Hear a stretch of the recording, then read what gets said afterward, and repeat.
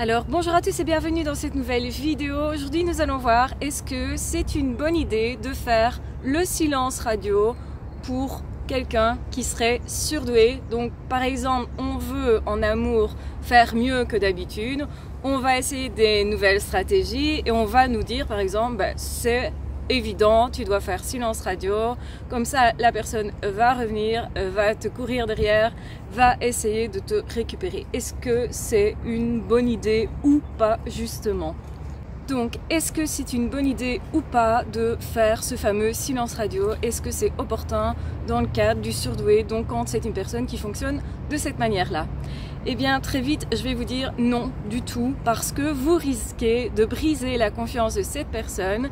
Cette personne très facilement va se rendre compte que vous jouez à un jeu, que ce n'est qu'un rôle, et du coup ça va lui rappeler éventuellement les personnes inauthentiques qu'elle a connues, il ou elle bien entendu.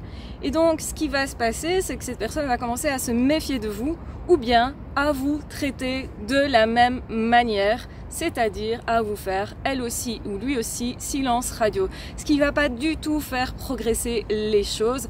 Bien entendu que vous pouvez attiser la peur comme ça et l'action, mais attention à ce que vous allez enclencher derrière, ça pourrait vraiment être une mauvaise idée. Moi je vous recommande plutôt d'être authentique et de dire clairement à la personne: j'ai envie d'avancer, je voudrais savoir si tu es là ou pas, si tu me suis ou pas, si ça t'intéresse ou pas.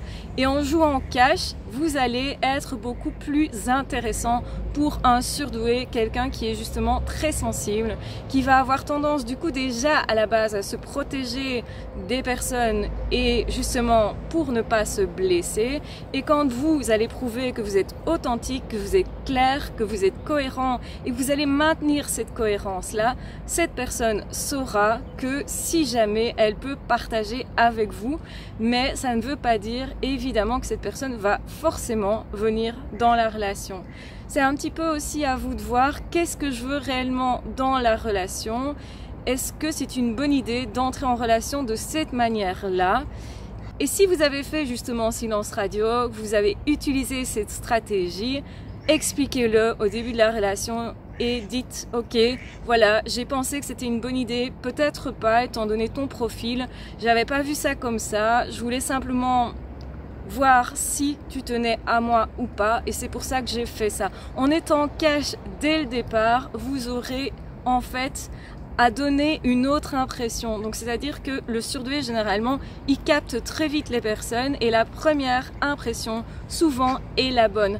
Le seul problème du surdoué, c'est qu'il ne se fait pas confiance, alors qu'en fait il a déjà capté qui sont les personnes intéressantes pour lui ou pas, les personnes avec qui il peut vraiment partager, les personnes authentiques, les personnes qui sont vraiment là pour être en relation, pour être respectueux et qui peuvent vraiment avancer avec lui ou elle.